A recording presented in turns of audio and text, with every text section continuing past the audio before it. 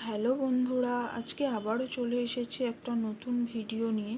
দেখো, আমি আমার একটা পিঙ্ক কালারের ব্লাউজের মধ্যে ফেব্রিকের ডিজাইন করব বলে প্রথমেই আমি পেন্সিল দিয়ে এঁকে নিয়েছি ভালোভাবে, যাতে রঙগুলো না বেরিয়ে যায়। আর একটা এই যে 40 নাম্বার ব্রাশ নিয়ে নিয়েছি আর কালার নিয়ে নিয়েছি।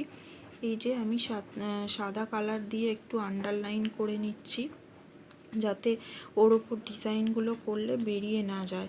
তো রোজই ভাবি প্রায় করব আর হয়ে উঠছে না আমার সময়ের অভাবে প্রায়। তো আজকে যেই ভাবা সেই কাজ, দেখো আমি নিয়ে বসে পড়েছি আর আমার প্রায় হয়েও এসেছে ডিজাইনটা। তো আমি নিজের মন থেকেই ডিজাইনটা আমি তুললাম।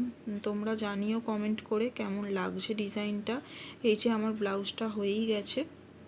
তো আমার এইরকম ছোট ছোট ভিডিও তোমাদের ভালো লাগলে প্লিজ আমার চ্যানেলটা সাবস্ক্রাইব করো আর একটা লাইক করো। আজকের মতো এই পর্যন্তই বন্ধুরা, দেখা হবে আবার পরের ভিডিওতে। টাটা।